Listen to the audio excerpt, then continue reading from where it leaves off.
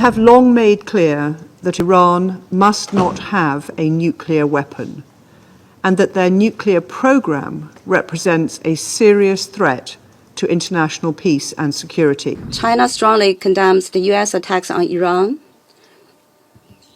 and the bombing of nuclear facilities under the safeguards of the IAEA. Thus, the US has confirmed that in order to safeguard their global hegemony, it's prepared to commit any crimes, any violations of international law. The Iranian regime cannot have a nuclear weapon. Let us be clear. Iran should not escalate. We have thus strongly and unambiguously condemned the Israeli aggression, expressed solidarity and full support for Iran's inherent and legitimate right of self-defense. The internationally wanted war criminal Netanyahu succeeded in hijacking U.S. foreign policy, dragging the United States into yet another costly, baseless war.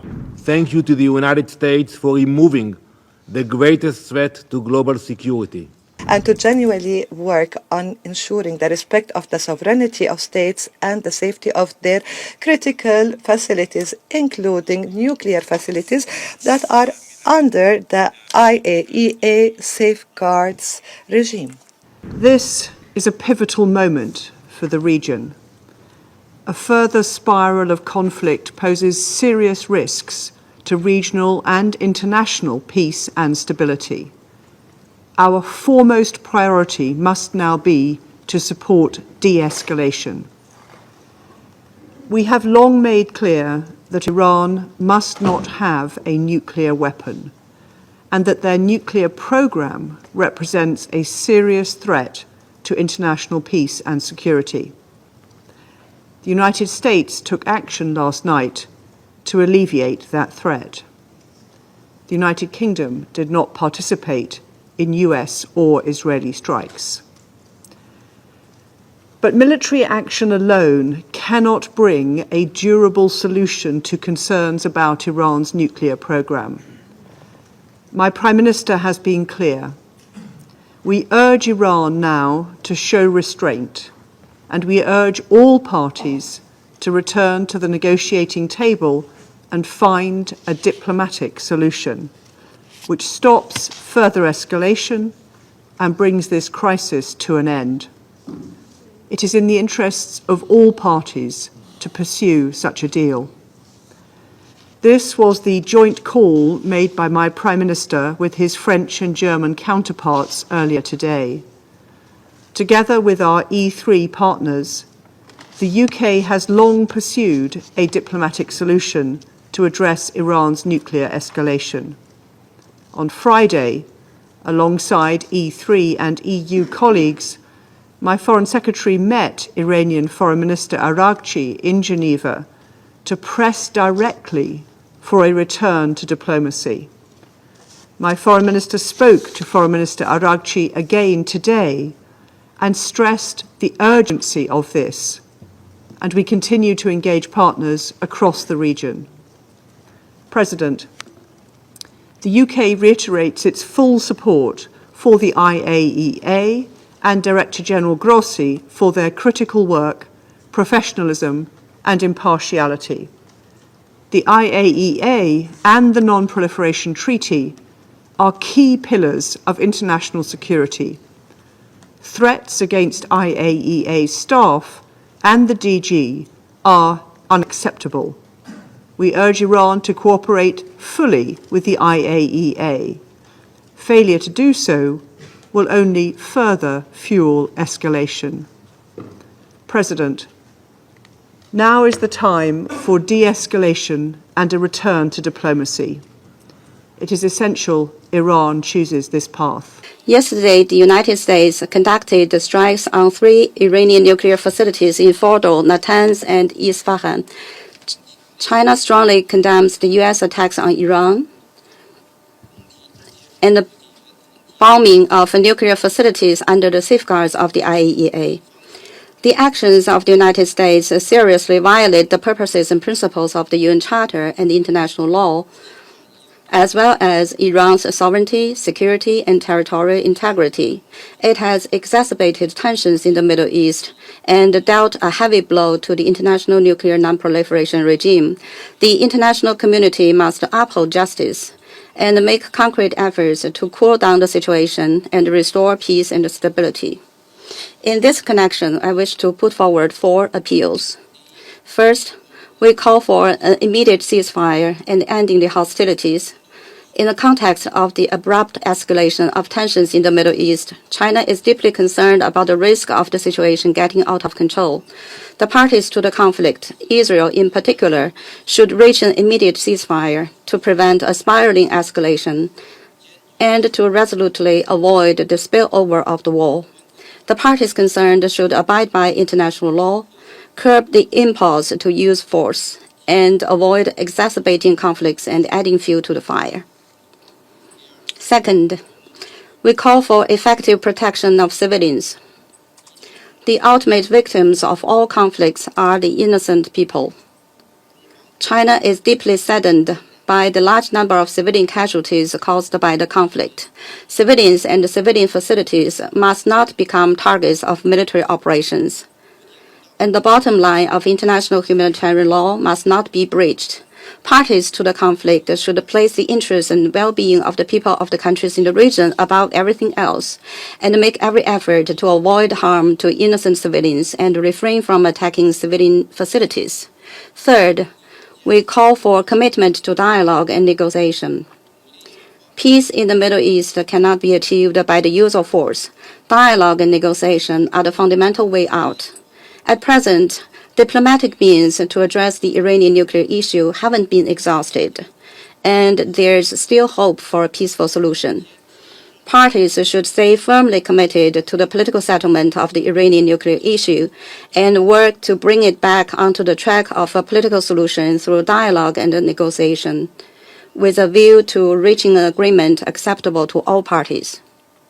Fourth, we call for swift actions by the Security Council. The Security Council has the primary responsibility for the maintenance of international peace and security, and cannot stand idly by in the face of a major crisis. Russia, China, and Pakistan have proposed a draft resolution calling for an immediate and unconditional ceasefire, the protection of civilians, respect for international law, and engaging in dialogue and negotiation. We hope that Council members can demonstrate their strong sense of responsibility by jointly supporting the draft resolution to enable the Security Council to fulfill its responsibilities for the maintenance of international peace and security. China stands ready to work with the international community to foster synergy, uphold justice, and make unremitting efforts to restore peace and stability in the Middle East. Russia condemns in the most decisive terms the irresponsible, dangerous, and provocative actions committed by the USA against the Islamic Republic of Iran, a sovereign member state of the United Nations. As we know, in the early hours on the 22nd of June, the US Air Force, in full cooperation and coordination with the Israeli Air Force, an Air Force which for over a week, in violation of the basic principles of international law, has been conducting massive strikes on Iranian infrastructure and sites, they together launched an unprovoked missile and bomb attack on 3 nuclear sites in Iran, sites under IAEA safeguards, Fordo, Natanz, and Isfahan. In so doing, Washington yet again demonstrated its complete contempt for the position of the international community. Washington reasserted that to further the interests of its Israeli ally, it's prepared not only to turn a blind eye to the killings of tens of thousands of Palestinian women, children, and older persons, but also to gamble with the safety and well-being of humanity as a whole. Through their actions, the US has opened a Pandora's box. No one knows what new catastrophes and suffering it will bring. In the last 10 days, we heard 3 briefings from the IAEA DG, Mr. Rafael Grossi. He cautioned that strikes on Iranian nuclear infrastructure could have absolutely unpredictable repercussions, as well as that they pose a major threat to both the nuclear safety and security, not only in Iran, but also in the region and the world. Yet Washington is completely unconcerned. It's unconcerned by either the radiological consequences nor the threat to the lives and health of a huge number of people, civilians including women and children in the region and beyond. Washington, much like West Jerusalem, sees itself as the highest judge in the land, vested with the right to mete out justice as it sees fit. Thus, the US has confirmed that in order to safeguard their global hegemony, it's prepared to commit any crimes, any violations of international law. Let me remind you that no one gave the US the authority to act in such a way. We insistently offered our US colleagues our mediation services so as to find a peaceful, mutually agreeable solution surrounding the Iranian nuclear program. Yet our US colleagues are clearly not interested in diplomacy today. Responsibility for this falls squarely on the shoulders of the US leadership, especially given that it is the US leadership that not only publicly acknowledged its responsibility for these actions, but actually flaunted it, demonstrating wholesale disregard for the norms of international law and the UN Charter, as well as Security Council resolutions, including Resolution 487 and Resolution 2231, as well as the Non-Proliferation Treaty, the NPT. Madam President, just 2 days ago, here in this very chamber, we heard from many delegations, including the closest allies of the US. They called for a de-escalation and for the settlement of differences around the negotiating table. Yet our US colleagues yet again ignored this position, the position of the entire international community, following Israel's lead, instead of checking Israel, instead of forcing it to halt the spiral of escalation. Today, we once again will be hearing from the US representative. We'll be hearing cynical statements about readiness to return to the negotiations table, as if there were no strikes using heavy payload bombs on Iran. Clearly, this is being done to hypercritically subsequently portray Tehran as the party that spoiled the negotiations process, the party that's supposedly undermining stability in the Middle East. Yet we believe that none of our sensible colleagues in the international community will believe our US colleagues anymore, much like they won't believe their attempts to convince the Security Council that Iran was trying to acquire nuclear weapons. Let me remind you that back in March, high-ranking US intelligence officials said that the US does not have information about Tehran's attempts to develop military nuclear capabilities. I imagine that many are getting a nagging sense of déjà vu today. Let me remind you that back in 2003, in this very chamber, the US Secretary of State, Colin Powell, waved around a test tube, justifying Washington's plans to invade the territory of another sovereign state, only to having waged decades of chaos onto its people to not find any WMDs there. Today's situation is no different in substance to the one we saw in 2003. Again, we're being asked to believe the US's fairy tales to once again inflict suffering on millions of people living in the Middle East. This cements our conviction that history has taught our US colleagues nothing. We regret that today some of you in this room didn't and cannot muster up the courage to call a spade and to condemn Washington's actions. And it's very strange to be participating in this theatre of the absurd, this cynical theatre. We had the representative of the UK calling on Iran to exercise restraint, a country which was subjected to an unprovoked attack, which was bombed. It had its nuclear sites bombed, as if it were Iran, not Israel, and the US that was escalating the situation as much as possible. They're calling on Iran to exercise restraint. This is something other council members are doing. We've seen a lot of hypocrisy in this room, but this takes the biscuit. This is a surprising example of hypocrisy on the part of those who, over the last few days, has been whipping up tensions regarding Resolution 2231, which will soon expire. Madam President, throughout the last week, we witnessed a new, highly dangerous wave of escalation. Last night, the situation became wholly unprecedented in nature. The radiological repercussions of the US attacks remain to be assessed, and we're counting on the IAEA and its Director General to issue a clear-cut, professional and impartial analysis of the situation, including by presenting an objective report at the emergency session of the Board of Governors of the IAEA. Yet it's already clear that strikes on Iran's nuclear sites including those conducted by one of the NPT's depositories, the US, that these attacks amount to a colossal attack on the global NPT regime. Non-proliferation regime, they not only deal a blow to the authority of the IAEA, they also deal a blow to the entire system of inspections and control implemented by the agency. They also destroy the basis of the system of international cooperation, including de facto risking casting us back into the era of nuclear risks. Seemingly, this is what Washington and Western Jerusalem are seeking. The Russian Federation, as a responsible state and a permanent member of the Security Council, cannot abide such a scenario. We cannot support it. Iran, as per the NPT, has the right to develop its civilian nuclear program. Overnight, the US has de facto nullified years of diplomatic efforts aimed at ensuring compliance with this fundamental principle. Agreeing with the legality of US actions is tantamount to throwing out all of the international community's advances on this front. And since we talked about the importance of the NPT and the global non-proliferation regime today, I'd like to remind you that Israel has not yet acceded to the NPT. Thus, there cannot be a comprehensive IAEA inspections program vis-à-vis Israel. As for Iran, in keeping, I'd like to remind you that Israel has not acceded to the NPT, so no comprehensive IAEA inspections program vis-à-vis Israel is being implemented.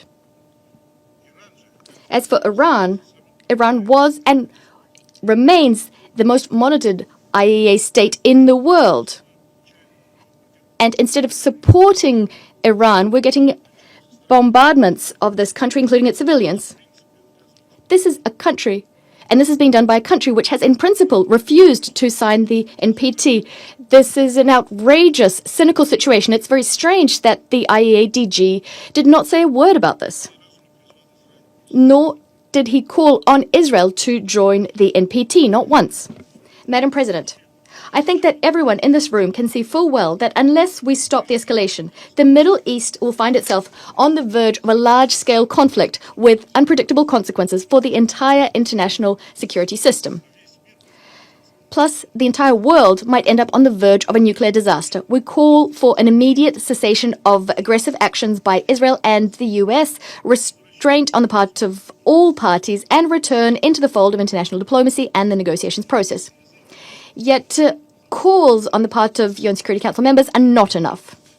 Based on the provisions of the UN Charter, and these are the very same provisions that those who are hypercritically staying silent today call for the respect for in other cases. On the basis of these provisions, the Security Council is simply duty-bound to craft a collective decision which would make unacceptable strikes on Iranian nuclear infrastructure, which are under IAEA safeguards. To this end, we need, first and foremost, a clear-cut legal and political assessment of what happened. For all those who are not pursuing any hidden agendas nor double standards, this is patently obvious. To this end, the Russian Federation, China and Pakistan have prepared and disseminated this morning a short and balanced UN Security Council draft resolution, including a call for an immediate and unconditional ceasefire and for a search for a diplomatic solution surrounding the Iranian nuclear program. The text reflects the positions of an overwhelming majority of Security Council members expressed at our meetings held on the 13th and 20th of June. We're counting on the support of all Security Council members to ensure that the Council can, as soon as possible, send a signal about the need to immediately end the violence, something that the Secretary General again called for, inter alia. Unless the Security Council takes a clear-cut and principled position, further escalation is inevitable. We call on all Security Council members to adopt a responsible approach and to support the proposed draft. Last evening, U.S. military strikes targeted nuclear facilities in Fordo, Natanz, and Isfahan, with the aim of dismantling Iran's nuclear enrichment capacity and stopping the nuclear threat posed by the world's foremost state sponsor of terror. This operation sought to eliminate a long-standing but rapidly escalating source of global insecurity and to aid our ally Israel in our inherent right of collective self-defense, consistent with the UN Charter. For 40 years, the Iranian government has called for death to America and death to Israel, and posed a constant menace to the peace and security of its neighbors, the United States, and the entire world. Iran has attacked Israel with hundreds of ballistic missiles and through terrorist proxies. For decades, Iran has been responsible for misery and countless deaths across the Middle East. Iran's government and its proxies have also killed numerous Americans, including American service members in Iraq and Afghanistan. In recent weeks, Iranian officials have intensified their hostile bluster and rhetoric. Iran has long obfuscated its nuclear weapons program and stonewalled good faith efforts in recent negotiations.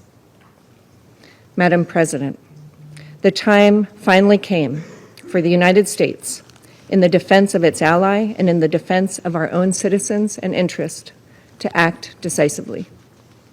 The Iranian regime cannot have a nuclear weapon. Let us be clear. Iran should not escalate. As President Trump said, any Iranian attack, direct or indirect, against Americans or American bases will be met with devastating retaliation. To fulfill its core mission of maintaining international peace and security, this Council must call upon the Iranian regime to end its 47-year effort to eradicate the State of Israel, to terminate its drive for nuclear weapons, to stop targeting American citizens and interests, and to negotiate peace in good faith for the prosperity and security of the Iranian people and all other states in the region. Madam President, a member state here today cast aspersions about hypocrisy and raised the forthcoming meeting on UN Security Council Resolution 2231. In that regard, I would point out that the recent IAEA report on verification and monitoring of Iran's noncompliance with obligatory nuclear safeguards shows clearly that Iran has been continuing to accelerate its nuclear activities without any credible civilian justification. We look forward to discussing the implications of this report and its broader implications on Tuesday, when the Secretariat briefs on the report on implementation of UNSCR 2231. When the Security Council met for the second time last Friday, following Israel's wanton continuing aggression and unprovoked strikes against Iran, many members warned the international community of this grave violation of the UN Charter and the risk of dangerous escalation. We have heard the same today around the table from Council members as well as the Secretary General and other briefers. But tragically, developments over the past 24 hours have only confirmed those warnings. And it is unfortunate that the universal calls for de-escalation and a peaceful resolution of this crisis through dialogue have remained unheeded. From the outset, Pakistan has adopted a principled position on these developments, a position based entirely on international law and the UN Charter. We have thus strongly and unambiguously condemned the Israeli aggression, expressed solidarity and full support for Iran's inherent and legitimate right of self-defense in conformity with the Charter of the United Nations, denounced the unlawful Israeli unilateral strikes on IAEA safeguarded Iranian nuclear facilities, called for bringing an end to this aggression, advocated cessation of hostilities and for reverting to dialogue and diplomacy for a peaceful, lasting settlement of the Iranian nuclear issue. In recent days, Pakistan's leadership, including the Deputy Prime Minister and Foreign Minister, has remained actively engaged in promoting those objectives through numerous and continuing contacts, with leaders of other countries and our partners across regions, all in the interest of preserving international peace and security and in fulfillment of our responsibility as a member of the Security Council. The Council of Foreign Ministers of the OIC meeting in Istanbul has echoed the same call for ending the aggression and supporting de-escalation and a peaceful settlement. It is in this context that we are seriously concerned by the recent developments that have further heightened tensions. Pakistan has condemned the US strikes on Iranian nuclear facilities, which come on the heels of a series of brazen attacks by Israel on the nuclear sites. Let me recall that specific targeting of nuclear facilities under IAEA safeguards constitutes a clear breach of international law, the IAEA statute, multiple IAEA resolutions, as well as Security Council Resolution 487. And according to Article 25 of the Charter, the members of the United Nations agree to accept and carry out the decisions of the Security Council in accordance with the Charter. That responsibility to carry out the decisions of the Security Council is heaviest with the members of this Council, particularly the permanent members in the first place. Madam President, we are deeply alarmed by the escalating situation. The sharp rise in tensions and violence as a result of the Israeli aggression and unlawful actions is profoundly disturbing. Any further escalation risks catastrophic consequences for the region and beyond. Pakistan stands in solidarity with the government and brotherly people of Iran during this challenging time. Madam President, these attacks set a dangerous precedent and pose a grave threat to the safety and security of populations across the region, and indeed the world. As the body entrusted with primary responsibility for the maintenance of international peace and security, the Security Council must act urgently and decisively. We share a collective responsibility to, first, unequivocally reject and condemn the attacks against the Islamic Republic of Iran since 13th of June, being in clear contravention of international law and the UN Charter. Threat or use of force must never be condoned. Article 2.4 is crystal clear in this regard, and so is Article 51. Second, denounce the attacks on IAEA safeguarded nuclear facilities, which violate Security Council and IAEA resolutions as well as international humanitarian law.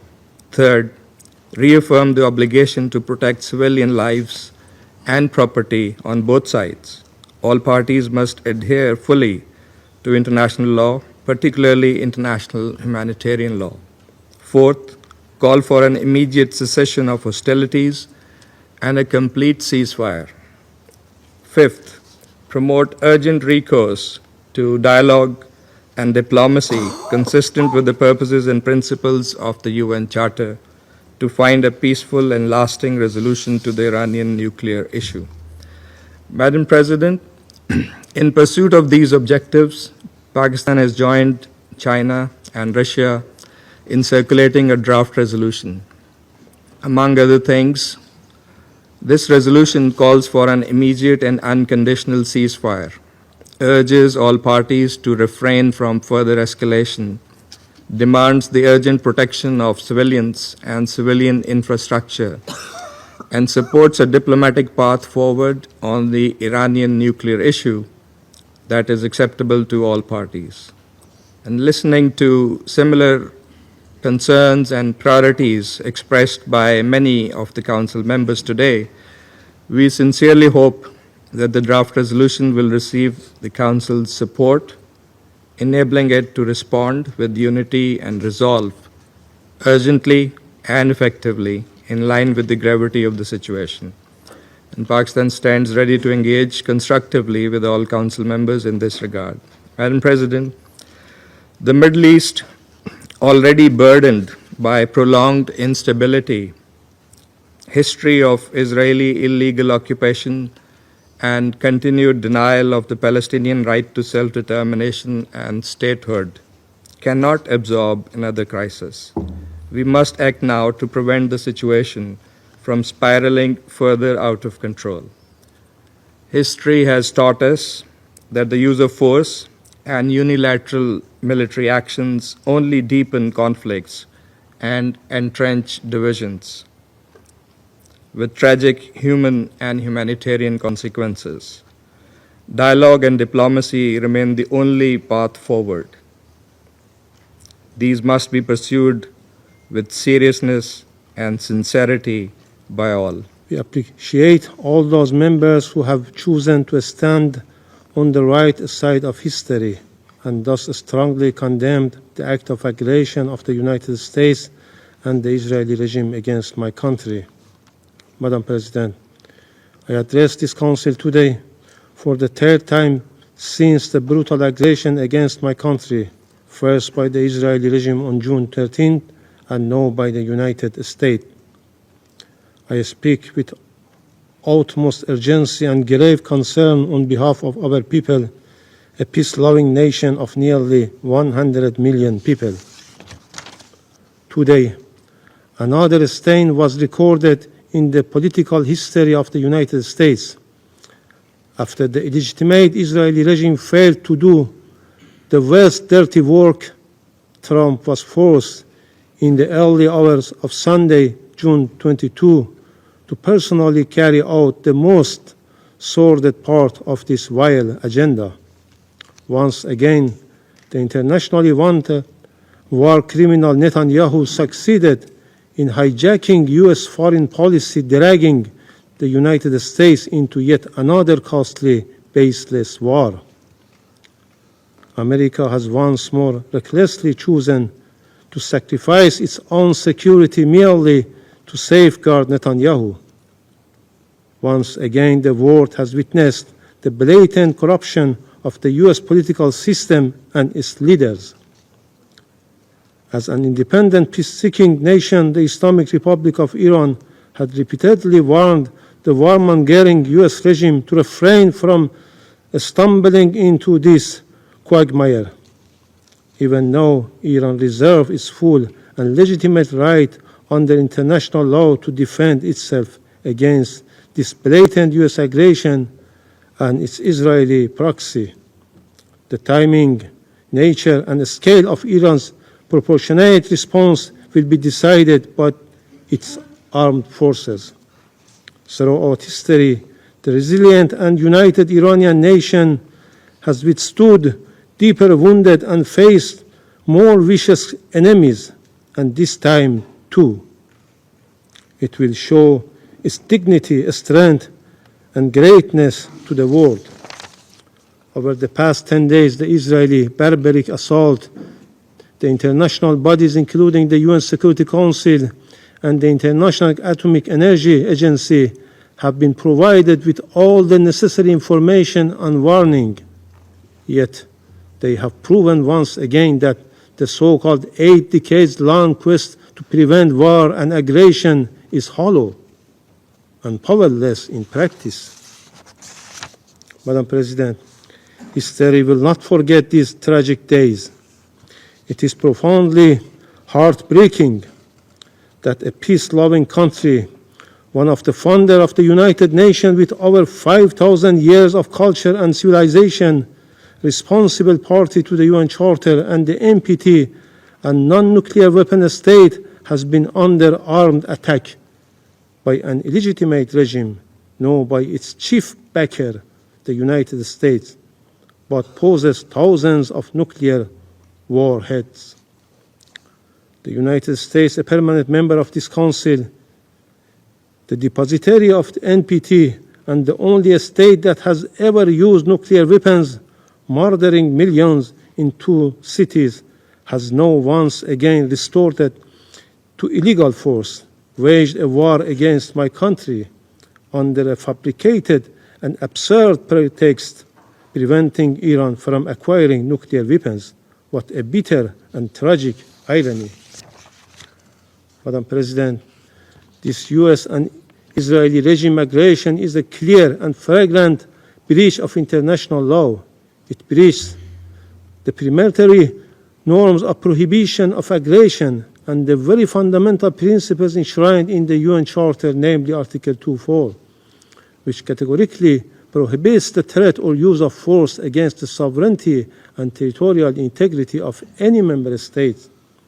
This illegal act also violates the Charter, a statute of the IAEA, relevant resolution of the Agency General Conference, Security Council Resolution 487 and 2231, as well as the NPT itself. Colleagues, while the representative of the United States continues to make baseless accusations against Iran, the international community is well aware of the well-documented and dark record of military intervention, illegal use of force against other sovereign states, and sponsorship of terrorism by the United States in the Middle East and across the world. The facts speak for themselves. All US allegations against Iran are unfounded, with no legal basis and politically motivated. One clear example is the horrific and cowardly assassination of martyr Major General Qasem Soleimani and his companions. He was cowardly and deliberately assassinated while visiting Iraq at the formal request of the Iraqi government. This crime carried out by the United States forces on direct order of the then President of the United States, who yesterday again claims the responsibility for such a heinous crime. Major General Soleimani remains a hero for our people and the nation in the region for countering terrorist groups, in particular Daesh.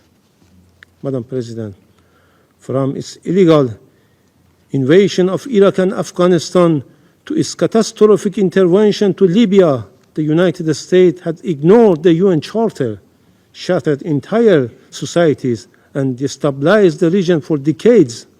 The people of these countries continue to pay the price for these reckless policies. Madam President, Israeli attack on June 13 and the US aerial strike on June 21 did not occur in vacuum. They are a direct result of the illegal and politically motivated actions of the United States and its European partners, the United Kingdom, France, and Germany, as well as biased conduct of the IAEA Director General.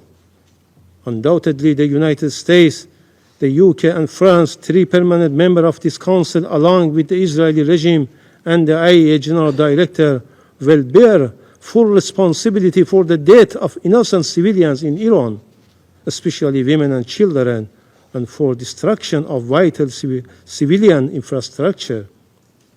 Madam President, Iran was preparing for the next round of diplomatic engagement with the United States on June 15, only for Israel to strike Iran 2 days before those talks could take place. In fact, Israel decided to destroy diplomacy. The so-called offer of diplomacy was nothing more than a deceitful policy to mislead the international community. This week, as our foreign minister held talks with the E3 European Troika and the European Union, the United States decided to destroy the diplomacy. What conclusion can be drawn from this situation?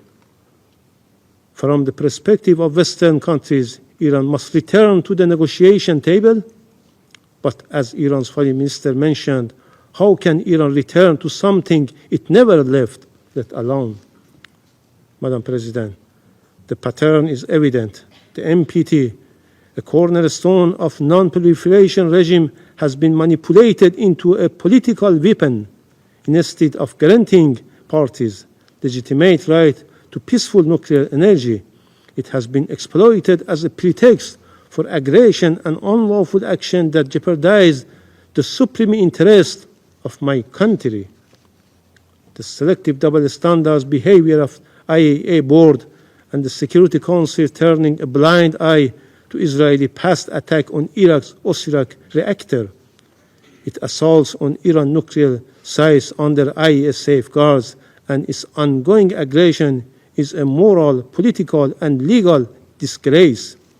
This shame will forever tarnish the credibility of these international bodies. With such blatant bias, there is no assurance that the other NPT member will not face similar aggression.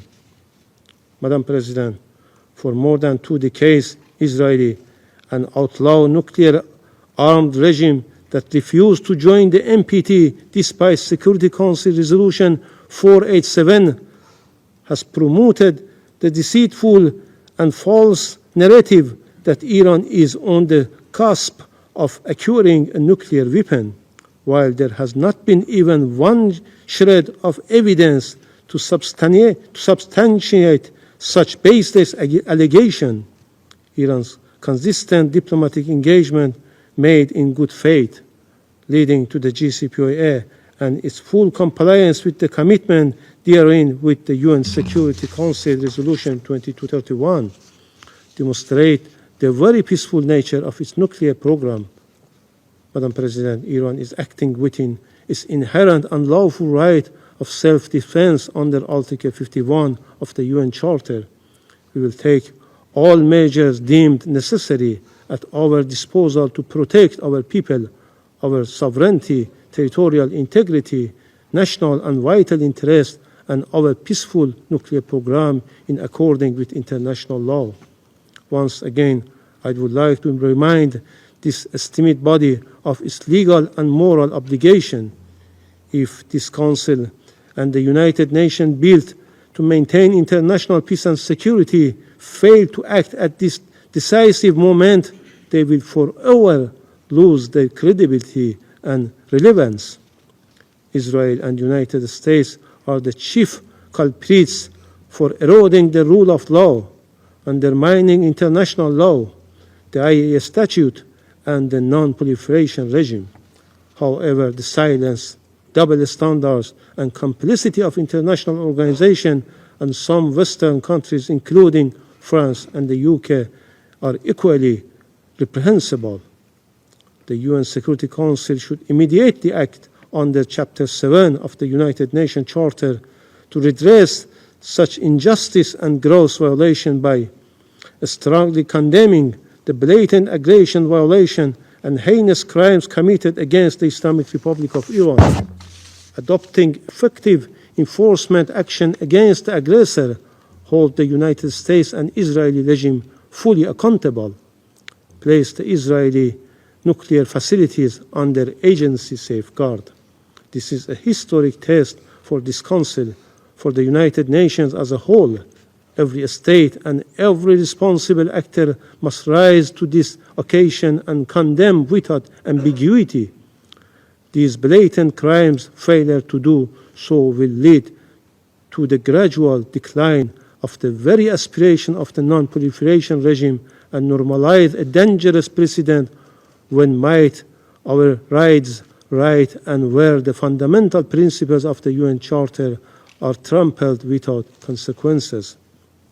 Madam President, distinguished colleagues, we stand at the crossroads. Let us be the moment we put an end to impunity, the moment we uphold the principles on which this Council was founded. This Council must act decisively. Silence will be complicity in these crimes. If this Council fails to act and condemn this blatant aggression, the stain of complicity will forever remain on its conscience as it does with Gaza. Last night, history changed. The United States of America struck Iran's nuclear sites at Fordo, Natanz, and Isfahan. The United States, the leader of the free world, removed the greatest existential threat facing the free world. Just like our Operation Rising Lion, this was not a war of choice. This action was a necessity. It was a righteous act for the United States, for Israel, for the Middle East, and for the world. So the entire world should say on record today, here and now, thank you. Thank you to the United States for removing the greatest threat to global security. Thank you, President Trump, for acting when so many hesitated. Thank you for protecting the free world with strength and with moral clarity. Now, some come here to denounce the United States and Israel. So let me ask you, where were you? Where were you when Iran raced toward the bomb? Where were you when it enriched uranium far beyond the point of civilian usage? When it buried entire fortress beneath mountain to prepare for our extermination? Where were you when Iran turned negotiation into theater and deceit into strategy? You were silent. You were complicit. You were afraid. You were bystanders. Months ago, I sat before this council and called for a coalition of the courageous. I called for a coalition with the moral clarity and strength to confront the greatest threat our world has seen since the Second World War. Last night, the leader of the free world acted with that courage. The United States acted, not just for itself, but for every nation that values freedom over radicalism, for every nation whose children deserve to grow up without the shadow of a nuclear disaster hanging over their heads. Now, the world must follow suit. Madam President, we have heard many calls for diplomacy today in this chamber. We have heard the Secretary General calls for de-escalation. You cannot ignore that diplomacy was tried over and over. The United States led that effort. Many nations here in this room engaged in diplomacy with determination and good faith. But the regime in Tehran had other plans. It used the negotiating table as camouflage, a delay tactic, a way to buy time while building missiles and enriching uranium. Iran negotiated agreements it never intended to keep. It made commitments it never honored. It answered deadlines with defiance and met oversight with obstruction. The free world gave it every chance. We gave it months, we gave it years, we gave it every possible off-ramp. Iran would not move. So it had to be moved. The regime goal was never peaceful energy. Its goal was death and destruction. Its nuclear program was not a diplomatic puzzle. It was a loaded gun pointed at the heart of the international system and the stability of the world. To those who now fake concern and cry escalation, we say, this is what the last line of defense looks like, when every other line has failed. Make no mistake, the cost of inaction would have been catastrophic. A nuclear Iran would have been a death sentence just as much for you as it would have been for us. Madam President, while Iran fired rockets at synagogues, mosques, schools, and homes, the United States acted with precision, as does Israel. Israel's targets are not cities. They were not civilians. They were not homes or schools. They are ballistic missile launchers and nuclear sites. This is a moral difference between us and them. They seek chaos, we seek order. They build weapons to destroy the world, we build partnerships to protect it. As you all know, we have already gained air superiority across Iranian skies. We have acted with purpose. We have acted with restraint. And we will act with the moral clarity that has always defined our people. Iran's reach extends far beyond our borders. It arms militias in Iraq. It commands terror in Lebanon. It funds Houthis in Yemen. It plots murder in Europe. And it threatens every capital in the West with its growing arsenal of ballistic missiles. You cannot sit this one out.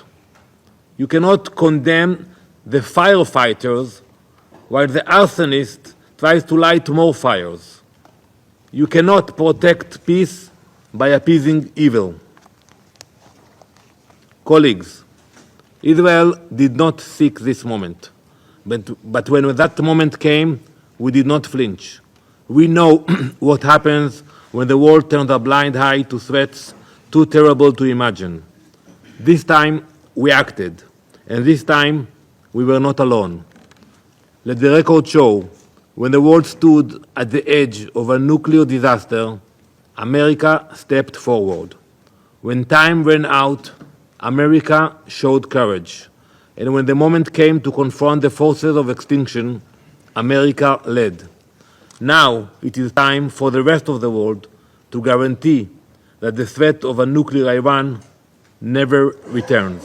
On behalf of GCC countries that include the State of United Arab Emirates, the Kingdom of Bahrain, the Kingdom of Saudi Arabia, the State of Qatar, the Sultanate of Oman, and my country, Kuwait, we reiterate that the GCC group follows with grave concern the accelerating developments in the region, particularly the most recent developments that included the targeting of nuclear facilities inside Iran, in a dangerous development that threatens regional and international peace and stability.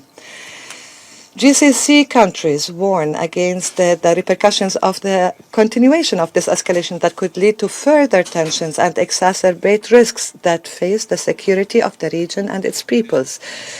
We call for an immediate cessation of military actions and exercise of maximum restraint, avoiding anything that could lead to a spillover of this conflict, while reiterating that dialogue and diplomatic means are the best means to address conflicts and reach peaceful solutions. In this context, GCC countries reiterate the importance for this Council and the international community to shoulder their responsibilities fully towards stopping these violations and to genuinely work on ensuring the respect of the sovereignty of states and the safety of their critical facilities, including nuclear facilities that are under the IAEA safeguards regime.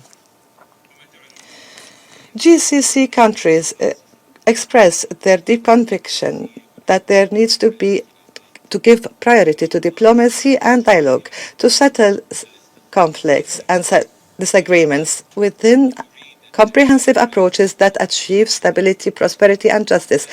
And we reiterate the importance of doubling efforts that aim at finding political solutions to put an end to this crisis and open a new page of security and stability in the region. In conclusion, Madam President, GCC countries are firmly committed to support all regional and international efforts aiming at diffusing this crisis and consolidating security and stability, and to preserve the interests of peoples in the region and the world. The Security Council meets today in an emergency session, and it bears upon its shoulders the task of maintaining international peace and security at a time when our region is witnessing a dangerous escalation that threatens to destabilize the world and the region. Iraq speaks in a moderate voice and expresses its extreme concern over the accelerating and dangerous developments that the region is witnessing, at the forefront of which is the ongoing military escalation and the ensuing military attack against 3 nuclear reactors in Iran. And we believe in Iraq that this attack is a dangerous escalation and a direct threat to regional and international peace and security. It risks increasing the chances of conflict and the chances of the war expanding as other regional and international parties join the fray with no authorization by the Security Council. This raises serious questions on the respect for the global order that is based on international legitimacy. Madam President, the developments that the region and the current conflict have witnessed is a true test of the rules-based international system that is based on international law and the UN Charter. Unilateral actions that bypass the Security Council weaken the prestige of the international organization and keep the door open to military chaos with unpredictable consequences. Moreover, targeting nuclear facilities, regardless of the disagreements over such facilities, is a dangerous precedent that runs counter to diplomatic efforts that aim to resolve the nuclear file through dialogue and international controls, especially the role of the IAEA in this matter. Iraq confirms that targeting declared nuclear facilities is a dangerous precedent in the non-proliferation regime and the comprehensive safeguards regime, as indicated in the Resolution 487 as well as the IAEA Board of Governance. It also runs counter with Article 4 of the NPT Treaty, which guarantees all member states the right to develop and use nuclear energy for peaceful purposes within a framework of transparency and international oversight. Targeting nuclear facilities could lead to catastrophic radiation leakage that would go beyond the borders of the targeted state and would pose a direct threat to the lives of nearby human beings and the environment, including Iraq. We note the dangerous nature of cross-border radiation leakage and how it affects the countries and peoples of the region. This is a serious danger, and we warn of the dire environmental and human consequences of this. We regret to note that this military development has narrowed the timeline and diplomatic horizon for a potential peaceful resolution. Moreover, it did not give negotiations and political attempts to resolve tensions a chance. It also prevented the IAEA from performing its technical role in accordance with its mandate as stipulated by its statute, which is to verify the nature of nuclear activity. Madam President, our region and over the past decades has witnessed repeated situations of tension and instability. Our peoples have suffered from war and conflict that have brought death upon the people and destruction upon the infrastructure and have obstructed development offers. We find ourselves today before a dangerous crossroads that threatens to ignite a comprehensive and all-out regional war, with the ensuing violation of the sovereignty of states through repeated violations of their airspace and territories as neighboring states, with the catastrophic economic impacts of that, as global supply chains are experiencing severe disruptions and the economies of the region are facing major challenges, and as threats continue to endanger maritime passages, which are the lifeline of international trade and the economy of states. Iraq, and based on its geographic location and regional role, is directly impacted by these developments. We have recorded repeated violations of our airspace by the conflicting parties. We consider this a violation of the sovereignty of Iraq and a violation of international law and the United Nations Charter. We renew our firm rejection that Iraq absolutely rejects the use of its territories or airspace to carry out military operations that harm the safety and security of any state in the region, regardless of the party involved or the purposes invoked. In closing, Madam President, Iraq stresses the need to reinstate trust in joint international action. The Security Council must once again be the main forum where crises are handled. We stress the importance of respecting the sovereignty of states whose territories and airspace must not be used in any military confrontation without their consent. Iraq calls for bolstering diplomatic solutions and for activating negotiations and for learning from the lessons of past crises in the region. Iraq calls for the protection of civilians from any military action that affects them directly or indirectly. The peoples of our region are looking to this council and expecting it to shoulder its historic and legal responsibilities at this crucial juncture, so that wisdom and dialogue would prevail, so that we must work together to lay down the foundations of stability and peace in the region, foundations of justice and the respect for international law and international humanitarian law. We call on all parties to avoid further escalation and to return to serious and responsible dialogue in order to maintain the stability of the region and the world.